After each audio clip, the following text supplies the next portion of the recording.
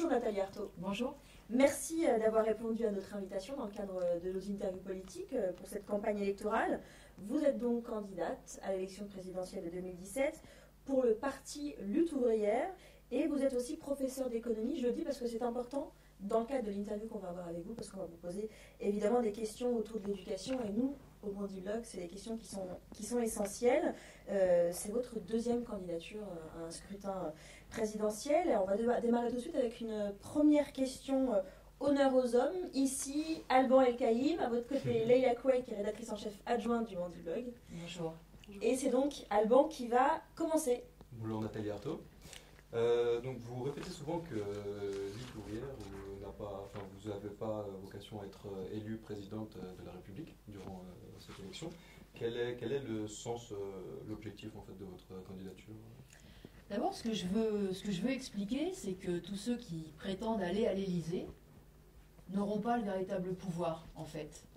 Ce que je veux expliquer, c'est qu'au-dessus d'eux, il y a les grands groupes capitalistes, ceux qui concentrent effectivement les capitaux, et donc le pouvoir sur l'économie et sur la société, qui s'imposeront et qui vont dicter à ces futurs, enfin au président de la République, la politique qui sera appliquée. Et donc, ces candidats qui s'excitent là, qui font campagne, qui nous jouent cette comédie, sont en grande partie des pantins. Et moi, je ne veux pas être le pantin de cette grande bourgeoisie. Je ne veux pas jouer les comédiens de premier plan pour masquer, en fait, que les décisions sont prises par une minorité et s'imposent à tous. Et du coup, les questions économiques et sociales, elles sont essentielles pour vous, dans votre combat, dans votre programme, dans vos discours, on le sent. Pourquoi, du coup, combattre dans un parti politique et pourquoi pas plutôt privilégier un syndicat, par exemple, où là, ces luttes-là auront peut-être plus de sens? Parce que non, je crois que c'est vraiment un problème politique. Les syndicats représentent effectivement les intérêts des travailleurs, entreprise par entreprise. Mais le problème, il est commun à l'ensemble du monde du travail, y compris il est commun entre les salariés qui sont en emploi et les chômeurs. Parce que moi, je crois que c'est le même sort qui est fait. Et c'est un combat politique, bien sûr, c'est un combat aussi pour le pouvoir. Et pas seulement pour défendre les intérêts dans le cadre d'un système établi. Moi, je suis communiste, je suis révolutionnaire. Je pense que justement, notre société meurt de ce qu'il y a une minorité qui prend les principales décisions. Parce qu'elle possède les capitaux, parce qu'elle contrôle les grands groupes automobiles, de la pharmacie, bancaire, et qu'à quelques-uns, ils prennent des décisions qui impliquent nos vies, qui impliquent d'abord la vie de leurs salariés, mais aussi la vie de toute la société. Et moi, je conteste cela. Si vous deviez expliquer qu'est-ce que Lutte ouvrière à des jeunes citoyens qui doivent demain voter pour la première fois ou qui ne connaissent pas tellement encore le paysage politique français. C'est une organisation politique qui qui se fixe pour objectif de renverser le pouvoir de la grande bourgeoisie sur la société. Voilà, qui se fixe pour objectif d'exproprier, pour le dire clairement, les grands groupes capitalistes et de faire en sorte que ces grands moyens de production, que les usines, les chaînes de distribution, les banques, fonctionnent collectivement, avec une direction collective composée des employés, des salariés, des consommateurs, de la population. Voilà, parce que on nous explique qu'on est en République, que la monarchie absolue a été renversée en 1789. En réalité, il y a une dictature qui s'impose à nous, un pouvoir absolu, justement, de ces puissances de l'argent. On y reviendra. Voilà. Vous venez de dire que vous ne vouliez pas participer à cette mascarade. Vous répétez souvent, vous assumez le fait que vous n'allez pas gagner cette élection présidentielle. Est-ce que ça veut dire que votre programme, du coup, n'est pas forcément applicable? Pas du tout, parce que mon programme, ce ne sont pas, comme les autres candidats, des promesses électoralistes. Je ne dis pas, si vous me portez à l'Élysée, voici ce que je ferai d'abord, ensuite, etc. Pour moi, ce sont des objectifs de lutte, en fait. Ce sont des objectifs de lutte. Quand je dis qu'il faut interdire les licenciements, d'abord dans ces grands groupes là, qui font des milliards de bénéfices, et qu'il faut répartir le travail entre tous, ce sont des objectifs de lutte. C'est les objectifs que les travailleurs pourraient mettre en avant s'ils étaient tous dans la rue, comme aujourd'hui en Guyane, et que effectivement qu'on devra imposer. imposé à ces grands groupes capitalistes qui dominent l'économie. Quand je dis qu'il faut porter le salaire minimum à 1 800 €, c'est pareil, ce sont des objectifs de lutte. En mai-juin 1936, quand les travailleurs se sont levés massivement en France au travers d'une grève générale, eh bien, ils ont imposé des augmentations de salaire conséquentes. Ils ont imposé, y compris les congés payés. C'était dans aucun programme électoral du Front populaire. Ils l'ont imposé par leur rapport de force. Alors, juste une petite précision, Madame Artaud, vous parlez des grands groupes qui dominent. Peut-être un chiffre quand même pour peut-être un peu nuancer ce propos. Aujourd'hui, les entreprises en France, 99%, ce sont à la fois des PME et des micro-entreprises. Donc il y a 1% effectivement qui est fait de ces grandes entreprises, mais 99% reste quand même du tissu de petites et moyennes entreprises. Oui, mais le 1% domine tout le reste. Non, bien sûr, voilà. mais je voulais juste apporter cette précision. Mais justement, moi je suis impressionnée parce qu'en fait, quand on regarde les chiffres, il y a 3 millions d'entreprises en France. 3 millions, c'est effectivement beaucoup, mais il y en a 250 qui créent un tiers de la richesse produite, et 250 dont il y a la moitié des salariés du privé dépendent de ces 250 firmes multinationales. Et moi, je crois que le problème, il faut le prendre par ce bout-là. Parce qu'en fait, ces grands groupes, y compris, ils imposent leurs conditions aux entreprises intermédiaires, aux entreprises plus petites, y compris aux agriculteurs, dont on parle beaucoup en ce moment. Les fameux donneurs d'ordre. Ce sont les donneurs d'ordre. Ce sont eux qui imposent leurs règles au travers de la sous-traitance. Allemand. Qui sont vos électeurs, sociologiquement? Ce sont des ouvriers, ce sont des chômeurs, ce sont les hommes et les femmes des quartiers populaires, bien sûr. Je ne crois pas que ni un Dassault, ni un Michelin n'ait jamais voté pour lutte ouvrière. Non, c'est les milieux populaires, évidemment. Et ceux qui se reconnaissent justement comme appartenant aux exploités. Aux exploités, parce qu'il y a beaucoup de salariés, de travailleurs qui croient échapper en fait à la condition ouvrière, ce qui est faux à mon avis, parce que même quand on est pilote d'avion, même quand on est prof, si on veut des augmentations de salaire, des améliorations de conditions de travail, il faut se battre en fait. Vous évoquez l'exemple des pilotes d'avion par exemple, est-ce qu'il fait partie du camp des exploités? Oui, bien sûr. D'ailleurs, vous savez, il y a eu des grèves de pilotes d'avion il n'y a pas si longtemps que ça, parce que, y compris à Air France, ils veulent développer des filiales qui s'appellent low cost. Transavia. Voilà, avec des conditions de travail dégradées, plus d'horaires de vol, avec des salaires plus bas, des primes qui sautent, etc., etc. Donc, y compris eux, pour défendre, si vous voulez, leur niveau de salaire, oui, ils sont dans un rapport de force perpétuel. Donc, bien sûr, moi, je fais une différence entre la caissière, l'aide ménagère, la VS, l'aide de vie scolaire, qui subit une exploitation féroce, et les pilotes d'avion, je fais des différences. Et en même temps, ils appartiennent au même monde. Est-ce que vous faites des différences, Madame Artaud, au sein de la bourgeoisie? Parce que vous parlez des bourgeois en règle générale. Est-ce que du coup, il y a aussi des nuances, des différences au sein des bourgeois? Et si oui, lesquelles? Je sais très bien qu'il y a un panel de grandes fortunes entre les premières grandes fortunes, les Arnaud qui possèdent dans les 36, 37, 38 milliards. Enfin, ça devient des chiffres d'ailleurs complètement... on n'arrive pas à se représenter ces richesses-là. Et puis, je sais pas, le pauvre Dassault qui en est à quelques milliards.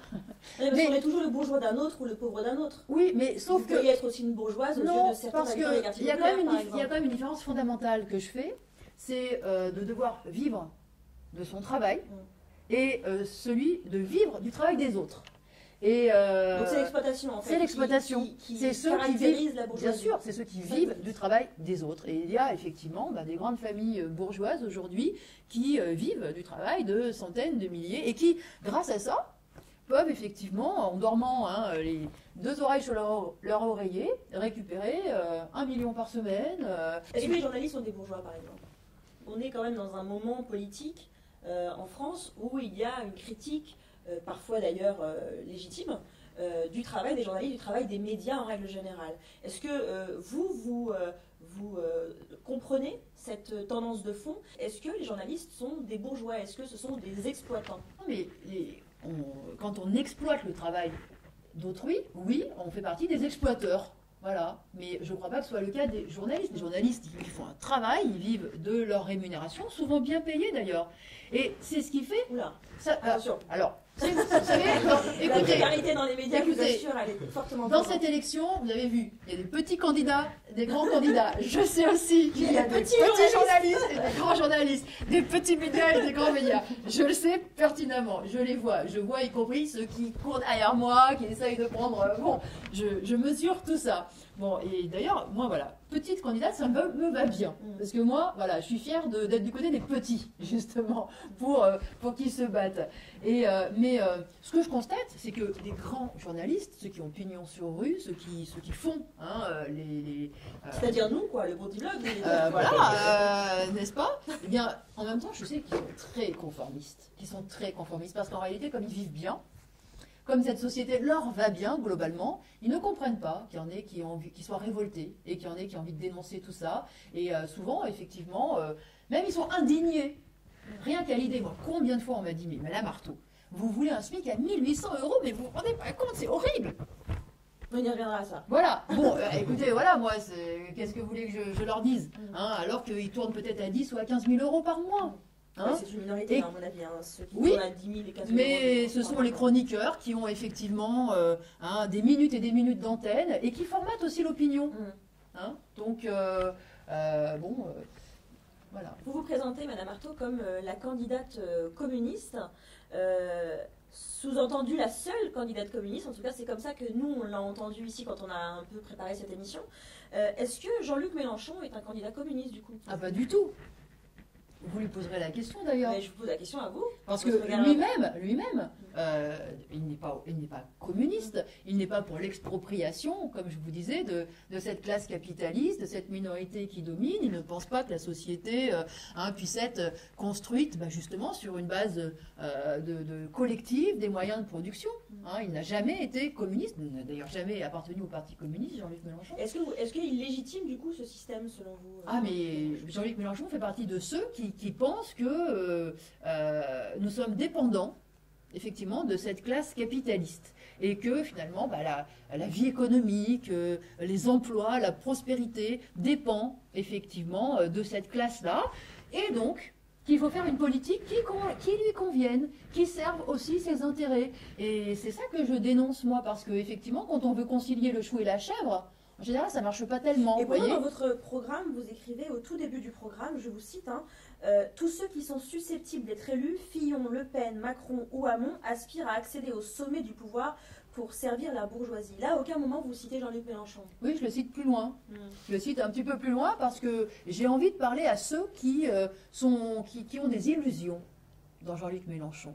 Et d'ailleurs, je comprends d'où ces illusions viennent, puisque Jean-Luc Mélenchon essaye de s'adresser à eux. Il parle des travailleurs, il parle de leurs droits, il parle de leur rôle indispensable dans l'économie, il parle de leur dignité, etc. etc. Mais le problème, c'est que... le problème, c'est qu'il y a une petite musique, mais il manque les paroles. Voilà. Et les paroles, c'est qu'on ne peut pas promettre aux travailleurs une amélioration de leur sort si on n'est pas prêt à marcher sur les pieds, effectivement, de cette bourgeoisie, sur sa fortune, sur ses profits, sur son pouvoir. C'est ça la réalité. C'est exactement le discours qu'il tient. Quand on entend Jean-Luc Mélenchon, on a l'impression qu'il a effectivement ce discours-là. C'est ce que je vous dis. C'est une musique. Et il manque les paroles. Et vous voyez, moi, j'ai été assez... je suis très attentive à ses engagements. Par exemple, il explique qu'il faut augmenter le SMIC à 1 300 €. Mais il explique, attention, ça ne coûtera rien au patronat. Alors ça, c'est miraculeux, voyez-vous. On veut augmenter le SMIC, mais ça ne coûtera rien au patronat. Et pourquoi ça ne doit rien lui coûter? Eh bien parce que de l'autre côté, il va baisser l'impôt sur les sociétés de 33% à 25%, parce qu'ils s'engagent à faire prospérer leurs affaires, à remplir leur carnet de commandes, etc., etc. Donc, de toute façon, dans sa tête, il y a déjà l'idée qu'il faut d'abord servir le patronat, qui soit satisfait, puis ensuite on accédera aux revendications des travailleurs. Moi, c'est ce que je dénonce. Moi, j'ai jamais entendu Mélenchon dire qu'il prendra à la grande bourgeoisie. Je ne l'ai pas entendu dire ça. Je ne sais pas si vous l'avez entendu. Alors, maintenant, si on prend le cas du nouveau parti anticapitaliste, du NPA, ce serait quoi vos lignes de fracture avec ce parti, dont le représentant pour l'élection présidentielle est Philippe Poutou, pour rappel? Non, mais d'abord, on a beaucoup de choses en commun, puisque effectivement, on est contre cette société capitaliste. On est contre cette société capitaliste, et on raisonne du point de vue, effectivement, des exploités tous les deux. Et en même temps, il y a des différences, il y a des nuances, on a un certain nombre de désaccords. Et quelles sont ces différences? Par exemple, moi j'affirme effectivement que je suis communiste, c'est-à-dire qu'il faudra exproprier la bourgeoisie, qu'il y a une lutte de classe féroce qui se mène aujourd'hui et que tout le problème, c'est qu'il n'y a que la bourgeoisie qui l'amène, cette lutte de classe. Elle l'amène en faisant régresser les droits des travailleurs et que les travailleurs face à ça n'ont pas la conscience d'avoir à relever le gant en quelque sorte. Donc moi je parle en termes de lutte de classe, effectivement, de combat à mener contre la bourgeoisie, ce qu'on entend beaucoup moins du côté de Philippe Poutou. Et puis il y a des différences sur notre approche, par exemple de l'écologie, sur les luttes féministes, sur... voilà, on est deux courants d'extrême gauche qui se présentent à l'élection présidentielle. Bon, bah écoutez, moi je trouve pas que ce soit un problème. On va passer à des questions d'ordre d'actualité avec une première question sur la Guyane et c'est Leïla qui commence. Alors, 10 000 personnes qui ont défilé il y a 2 jours, c'est la plus grosse manifestation du territoire. Il y a un mouvement social de grande ampleur, une grève générale qui s'y déroule.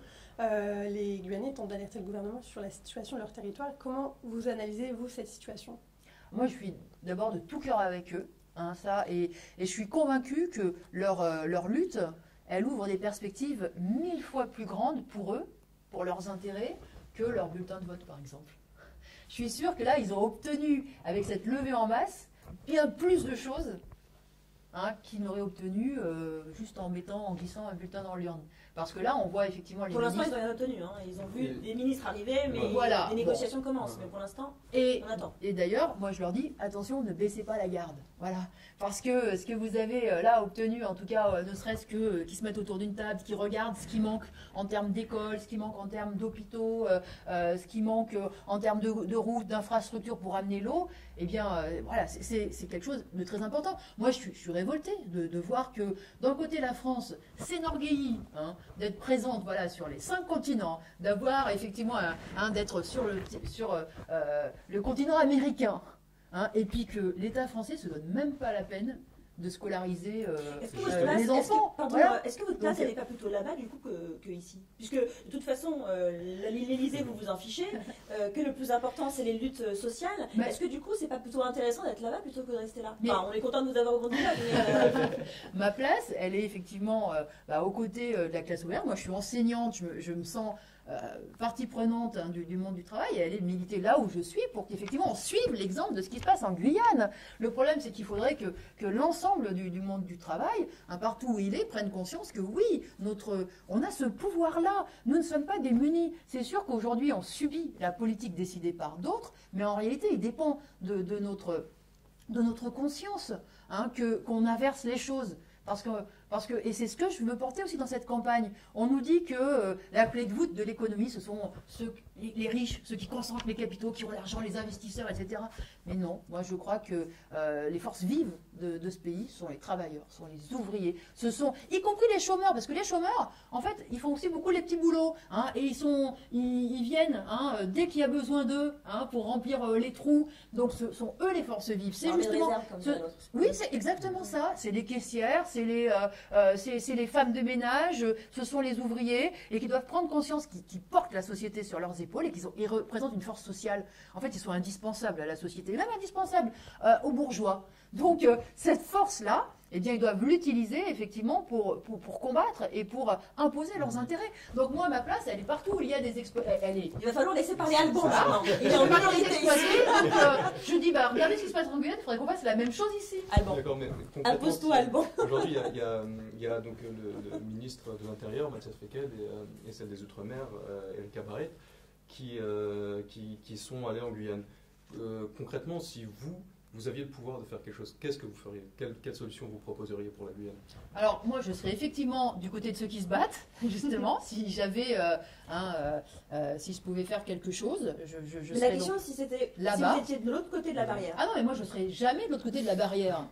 Parce que moi, je serais toujours du côté des exploités, toujours du côté de ceux qui se battent. De l'autre côté de la barrière, si vous aviez le pouvoir, en fait, si vous pouviez faire quelque chose concrètement. Ça ne peut pas se passer comme ça. Si j'avais le pouvoir, ça veut dire qu'il y aurait eu des mobilisations puissantes, que les travailleurs, justement, auraient pris conscience justement de leur force et qu'il y aurait un gouvernement des travailleurs. Oui, mais on vous demande de lever justement, si c'était le cas. Eh bien, qu'est-ce que vous feriez? Si c'était le cas, ça veut dire que ceux qui sont dans la rue auraient les leviers de commande. Et ils ne seraient pas de l'autre côté de la table, si vous voulez. Ils seraient aux commandes. C'est ça la réalité. Moi, c'est pour cela que je me bats. Et ce que j'espère aussi, c'est quand même quelque chose de très important, parce qu'il y a il y a unanimité. Toute la population est soulevée en Guyane. Ça veut dire qu'il y a aussi les petits patrons, il y a aussi des notables locaux, il y a ceux qui lorgnent sur les marchés. Et moi, j'espère que les travailleurs, les pauvres, ils sauront, dans toute cette affaire, tirer aussi leur épingle du jeu, leurs intérêts particuliers, c'est-à-dire obtenir des emplois pour eux, obtenir des augmentations de salaire, des améliorations des conditions de travail, parce que moi, je connais bien aussi ce genre de situation.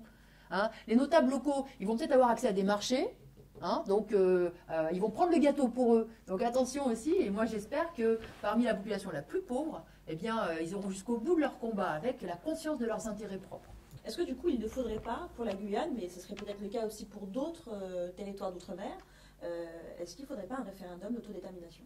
Moi, je pense que c'est à la population de le dire. Vraiment, c'est à la population de le dire. Et moi, en tout cas, je suis pour la libre... Est-ce que la question se pose? Moi, je suis pour la libre disposition des peuples. Donc, effectivement, ça ne me choquerait absolument pas. Et je soutiendrais s'il y avait une volonté populaire pour conquérir leur indépendance. Parce qu'il y a quand même quelque chose d'hallucinant que la vie de ces populations soit décidée à 7000 km à Paris, enfin bon, et que, y compris, ce qui est hallucinant, c'est de voir ce centre spatial de Kourou, qui est un concentré de technologie, d'investissement, de richesse, qui est une espèce de colonie dans la colonie. Et puis à côté, de voir des milliers de gens qui n'ont pas d'eau potable, pas d'électricité, enfin il y a quelque chose d'hallucinant. Alors, on va passer à un tout autre thème, l'éducation, et c'est Leïla. Alors, quelque chose nous a étonnés. Comme le disait Nassira en introduction, vous êtes donc prof d'économie-gestion à Aubervilliers, une activité que vous exercez toujours d'ailleurs en parallèle à votre campagne. Oui, je travaille demain d'ailleurs. Voilà, je vais au boulot demain. Donc vous connaissez cette réalité. Pourtant, vous parlez peu d'éducation dans votre programme. Pourquoi ? Parce que moi, je ne fais pas un programme comme les autres candidats avec des promesses, 1, 2, 3, jusqu'à 40, et votez pour moi, je vais faire ça, ça, ça et ça. Voilà. Moi, je ne suis pas une vendeuse d'illusions, de promesses. Encore une fois, j'ai à cœur de mettre en avant des objectifs de lutte collective et des objectifs qui permettent au monde du travail de se réunir derrière des combats essentiels. Et vous avez des objectifs? Des combats essentiels. Dans l'éducation? Pour moi, le combat essentiel, et on réussira à contrôler bien davantage la société et ses richesses, si effectivement on arrive à se battre pour un emploi, pour un salaire correct, je l'ai dit, 1 800 €, mais aussi pour avoir le contrôle sur l'argent qu'il y a dans les grandes entreprises. Parce que vous savez que l'argent, c'est le nerf de la guerre. Et quand ils nous sont en train de nous dire qu'ils vont faire des classes à 12 dans les quartiers défavorisés, qu'ils vont faire ci, qu'ils vont faire ça, mais qu'ils ne nous disent jamais où ils vont prendre l'argent, ou qu'ils nous expliquent que finalement on paiera d'une façon ou d'une autre, attention, je dis piège. Je dis piège. Justement, vous dites qu'il faut consacrer l'argent public à l'éducation plutôt qu'au patronat. Oui. Qu'est-ce qu'on fait? Quelles mesures on met en place concrètement avec cet argent? Franchement, moi je ne veux pas jouer aux mesures, etc. Mais vous le faites, par exemple, Madame Artaud, vous le faites avec cette mesure que vous proposez de 1 800 €, un SMIC, c'est quelque chose qui est chiffré, pour lesquels les gens peuvent s'identifier, etc. Mais vous ne le faites pas, par exemple, pour l'éducation nationale. Or, c'est un secteur que vous connaissez très bien. Et surtout, c'est un secteur qui est très important dans les quartiers populaires. Donc nous, on est assez interpellés, on est assez étonnés que vous ne fassiez pas forcément, comme vous dites, des propositions illusoires, mais au moins que vous nous indiquiez vers où vous voulez aller. Ça, je l'indique. Je dis effectivement, je dis que l'argent effectivement de la société, l'argent public doit aller dans l'éducation nationale, dans les hôpitaux, dans les logements, etc. Une fois qu'on a dit ça, eh ben on a dit effectivement précarité des professeurs, les salaires des enseignants. Mais enfin, vous imaginez bien, une fois que j'ai dit ça, c'est parce que justement, je pense qu'il faut moins d'élèves par classe, c'est parce que je pense qu'il faut qu'il y ait des professeurs bien formés, effectivement bien payés, qu'il faut qu'il y ait une variété de la pédagogie, etc. Mais encore une fois, moi, je ne veux pas bercer les électeurs d'illusions. Moi, je parle du combat qui a mené aujourd'hui. Pourquoi l'éducation est-elle dans cet état de catastrophe? Pas parce qu'il manque des idées, des pédagogues, des gens qui ont des idées géniales. hein, et qui manque, c'est pas parce qu'il manque le diagnostic, il est fait. Hein. Moi, je suis enseignante, tu sais très bien que le problème du nombre d'élèves par classe, c'est le problème fondamental, que dans l'école primaire, la première des choses... Moi, j'ai la chance d'être donc au lycée d'Aubervilliers, Le Corbusier, j'ai 20 élèves en terminale, et je suis en techno. C'est un luxe, hein. Mais parce qu'on a toujours aussi beaucoup, lutter. Oui, montrer les dents. Bon, mais je suis consciente des limites de ça. Ouais. Parce que justement, ce sont les lycées très mobilisés qui tirent la couverture à eux et qui découvrent les autres. Et on n'en finit pas avec cette histoire-là. Ça tourne, hein, vous voyez. Donc on se partage la misère et ça, c'est pas du tout satisfaisant. Mais vous voyez, le diagnostic et le constat, il est évident. Moi, je suis une militante, bien sûr, de l'éducation et je suis convaincue que n'importe quel enfant, on peut l'intéresser, il peut être curieux, on peut développer son envie d'apprendre, de découvrir, j'en suis profondément convaincue. Ce n'est pas le constat qui manque. Ce qui manque, effectivement, c'est la conscience pour le monde du travail de se faire respecter dans tous ses droits. Et dans tous ses droits, le droit au logement, le droit à l'éducation, le droit à se soigner. Et le premier de ces droits, je reviens là-dessus, le droit le plus sérieux dans notre société qui est fondé sur l'exploitation, c'est le droit à un emploi et à un salaire. Et si on n'est pas apte, capable, et si on ne sent pas la force de se battre là-dessus, eh bien la réalité c'est qu'on se battra pour rien. Vous parliez de logement, Madame Artaud, c'est une bonne transition. Question de Leïla. Alors, contrairement à l'éducation, là, vous chiffrez, vous donnez un chiffre précis, concret, construire au moins 500 000 logements Par an. 9 par an. Où et comment? Ah bah, de toute façon, là, pourquoi 500 000? Parce qu'il y a eu une période où en France, il y a eu la construction de 500 000 logements par an. Quand c'était sous De Gaulle dans les années 50 quand il a fallu... Oui, non mais... C'est la reconstruction, c'est oui, l'après-guerre. c'est ça. Mais donc il y a eu, et puis c'est plutôt dans les années 60 que ça... quand les grandes cités ont été construites. Hein. Donc en fait, pour dire que tout ça c'est tout à fait possible, tout à fait accessible. Et moi dans cette campagne, ce que je dénonce, c'est que... Sauf qu'il y a moins de foncier aujourd'hui, vous le savez. Oui, alors ça c'est une question aussi de volonté en réalité. C'est beaucoup la question de l'opportunité de l'existence du foncier, c'est un vrai sujet. C'est qu'effectivement aujourd'hui, en 2017, on a quand même beaucoup moins de foncier qu'on en avait en 1950, en 1960.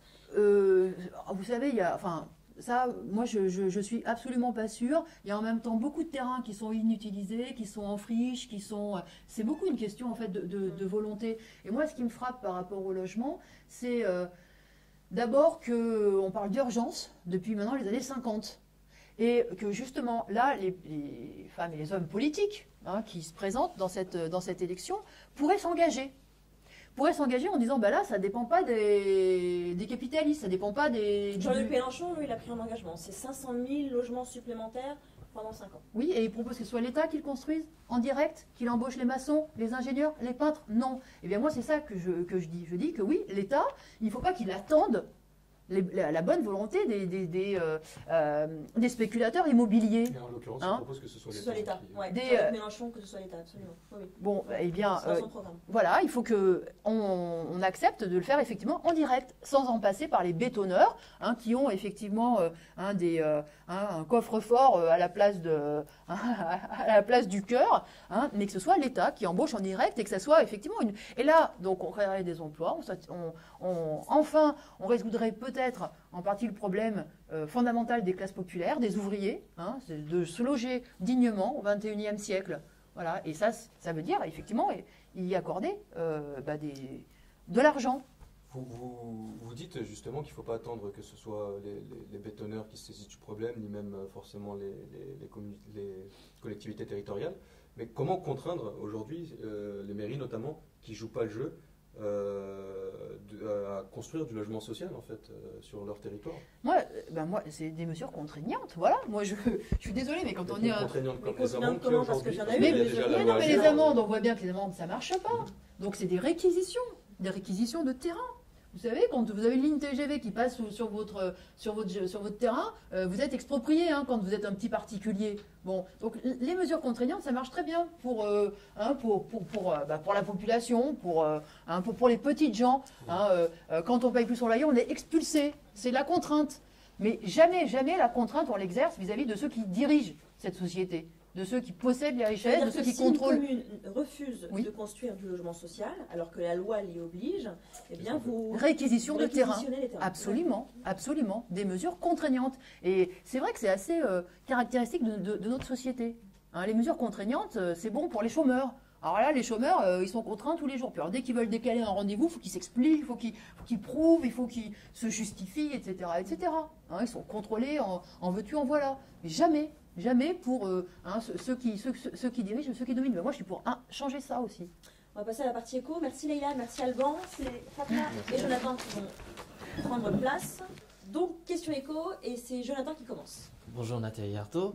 Alors, je reviens sur votre proposition phare de SMIC à 1 800 € net par mois. Et on se demandait quels sont les critères sur lesquels vous vous basez pour arriver à ce montant. Alors, c'est déjà une revendication qui est mise en avant par plusieurs fédérations de la CGT, qui met en avant ces 1 800 €.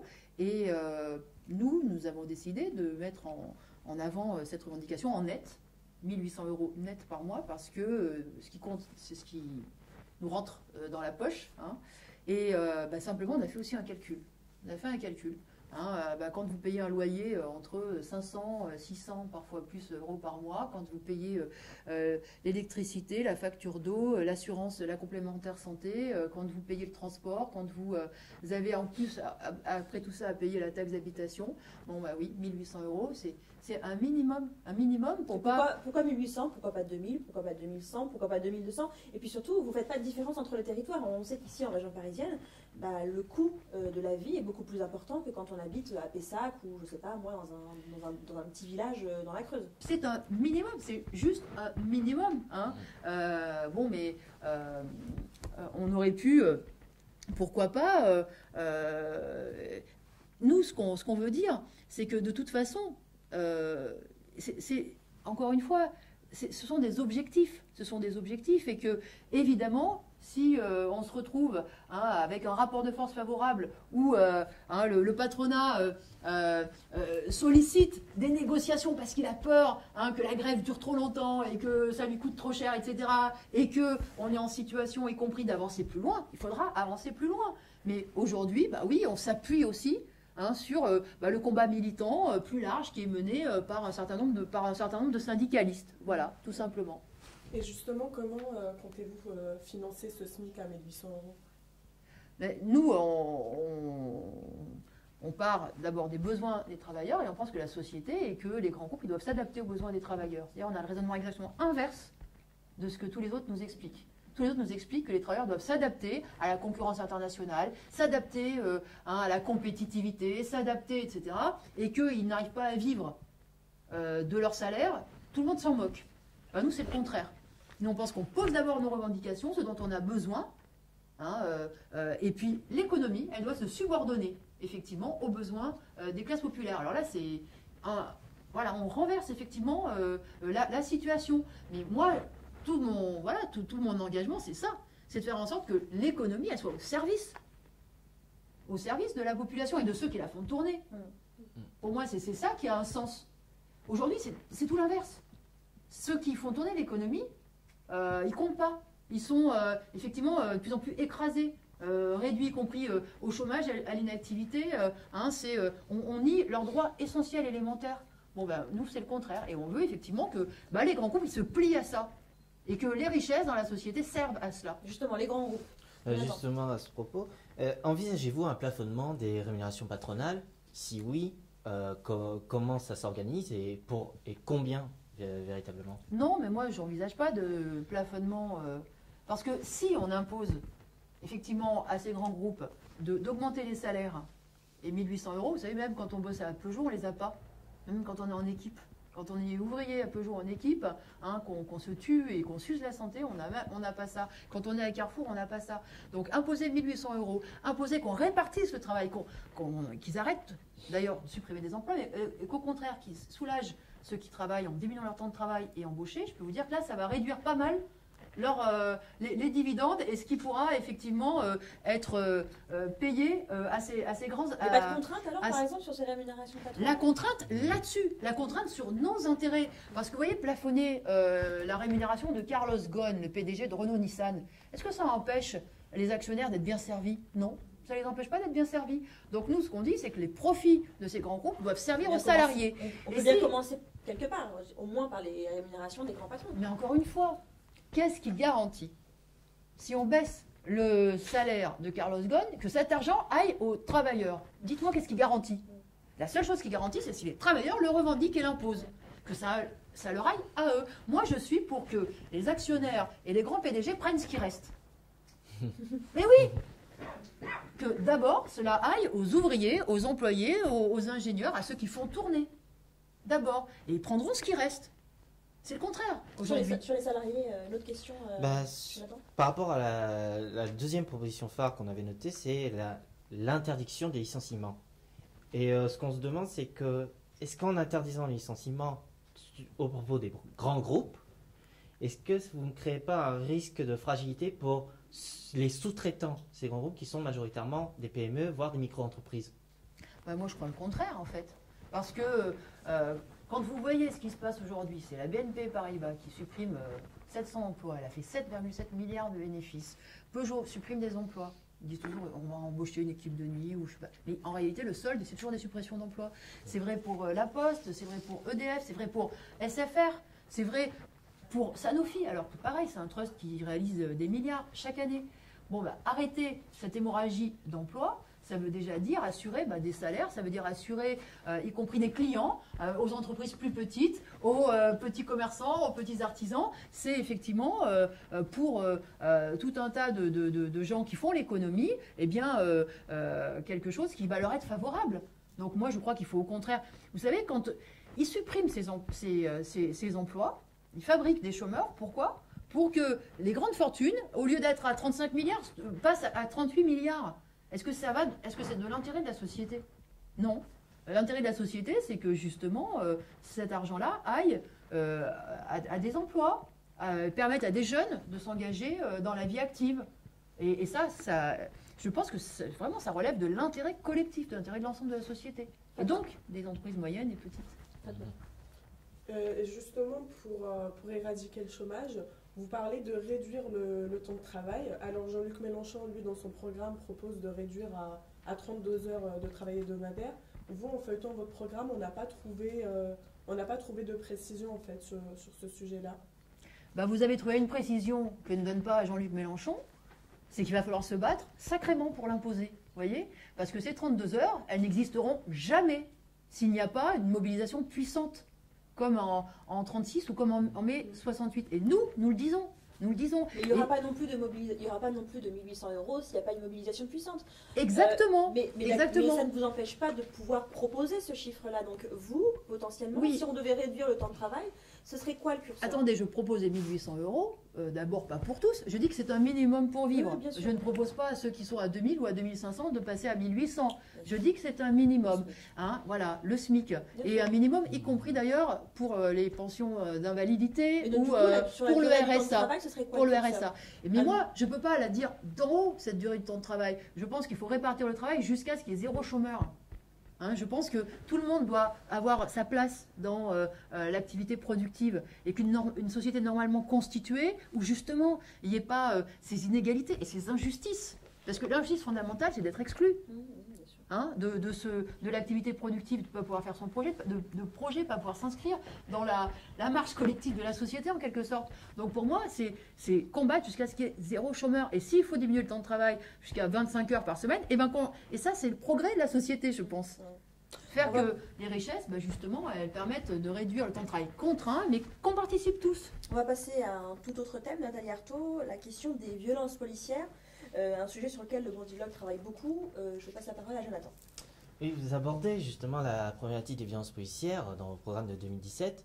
Et en 2012, on a repéré que ce n'était pas présent. Alors, du coup, on se dit que c'est l'actualité qui a peut-être fait évoluer votre programme en ce sens.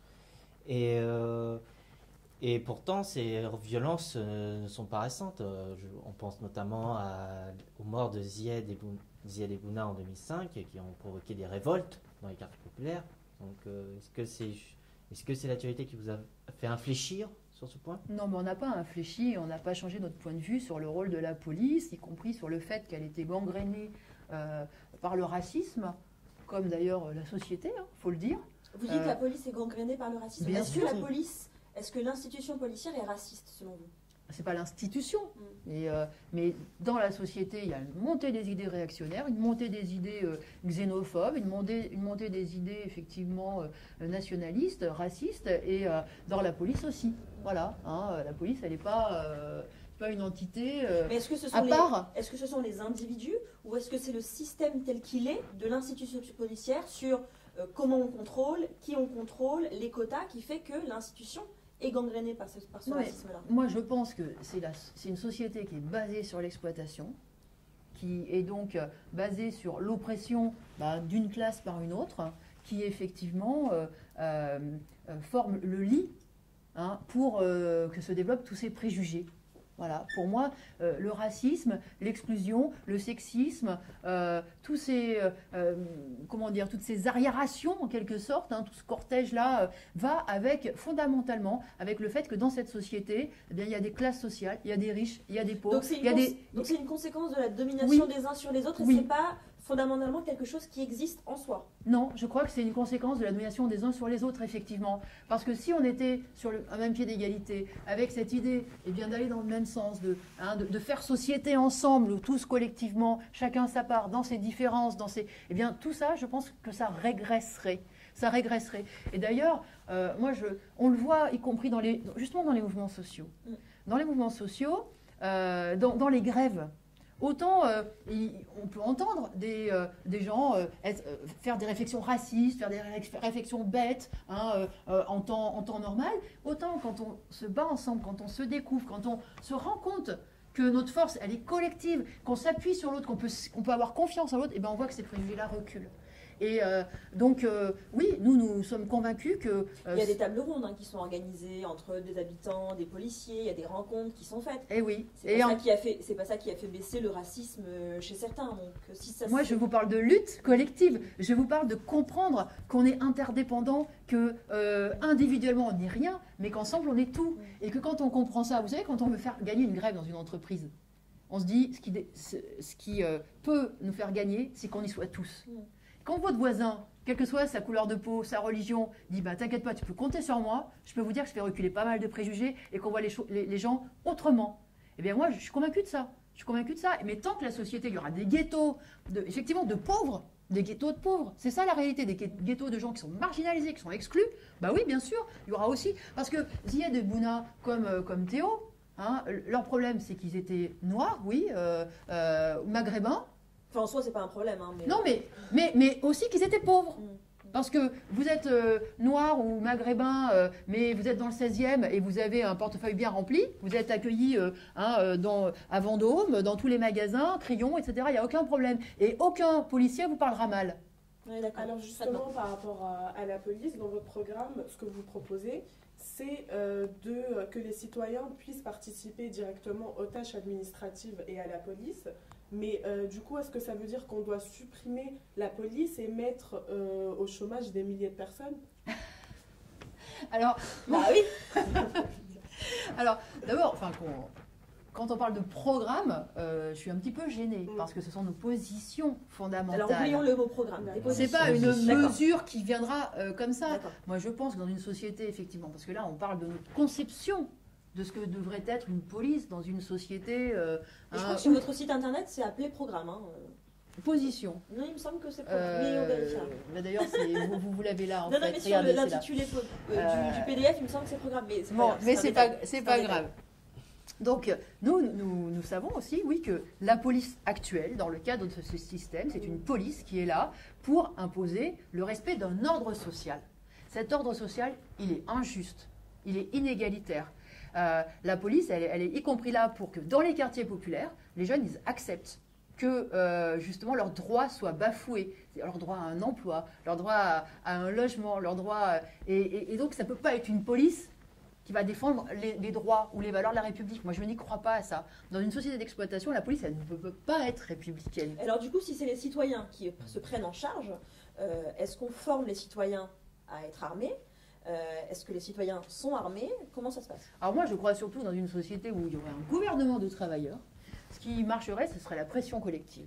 La pression collective sur les autres, mais comme il y a une pression collective dans une famille, quand il y a quelqu'un qui ne participe pas au boulot, ou qui se la joue individualiste, ou qui se la joue fainéant, ou je ne sais quoi, il y a une pression collective qui s'opère. Moi, je crois beaucoup à ça. Je crois à ce que les travailleurs, justement, organisés, puissent faire pression sur ceux qui se conduisent de façon asociale, en quelque sorte, vous voyez. Bon, imaginons que ça fonctionne, mais il y a des éléments extérieurs, il y a des éléments exogènes, type terrorisme, par exemple, ça arrive, des attentats, donc comment on fait?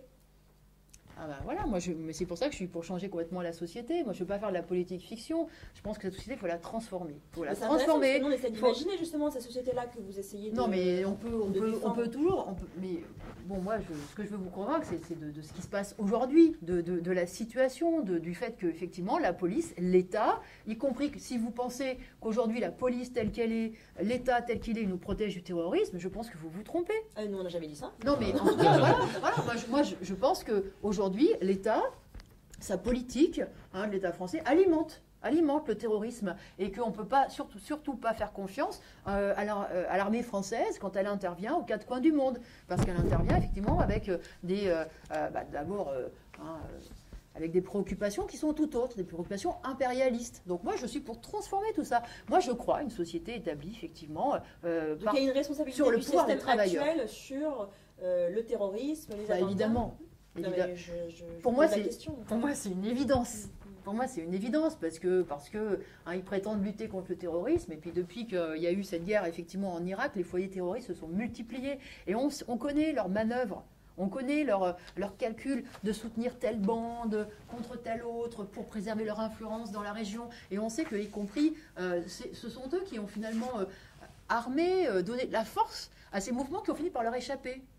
Y compris Al-Qaïda au départ, c'est vrai que les Américains avaient parié dessus contre les Russes en Afghanistan, vous voyez, donc c'est des monstres qui ont été créés en fait par les puissances impérialistes qui ont fini par se retourner contre eux. Et moi, je sais que quand l'armée française intervient, quand l'État français veut être autour de la table au Moyen-Orient, c'est pourquoi? C'est pas pour défendre les intérêts des ouvriers français ou enfin de France. C'est pour défendre l'influence des Bouygues, des Lafarge, des pétroliers dans cette région-là. Donc c'est pas pour l'intérêt des exploités. Bon, on passe à un tout autre sujet. Vous l'avez évoqué tout à l'heure sur le féminisme. Première question, Fatma.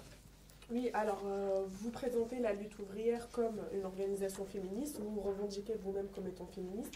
Quelle définition vous donneriez à votre féminisme? C'est d'abord l'égalité, c'est d'abord considérer que les femmes sont les égales des hommes. Voilà, et qu'elles ne doivent avoir ni plus d'obligations ou de contraintes que les hommes. Et c'est le fait que les femmes doivent avoir tous les domaines du possible ouverts comme n'importe quel homme. C'est loin d'être le cas aujourd'hui. On est d'accord. Très très loin, très très loin. Mais justement, notre combat, c'est ça. Et le combat, c'est que, voilà, se considérer égal à égal. Quel est votre avis sur le port du voile pour des femmes musulmanes, Madame Artaud? Moi, je pense que le port du voile, c'est le signe d'une soumission. C'est le signe d'abord, c'est le signe d'une inégalité fondamentale. C'est le signe que la femme, elle a un certain rôle, elle a une certaine place dans la société qui lui est conférée. Et moi, je m'insurge contre ça. En quoi c'est plus une soumission qu'être religieux? C'est se soumettre effectivement à un dieu, à des préceptes, à des dogmes, effectivement. Et moi, je combats aussi cette soumission. Une de plus. C'est une de plus. Il y a aussi, c'est une de plus, y compris qui relève de l'enfermement du corps, ce qui relève de... voilà, c'est... Vous savez, toutes les...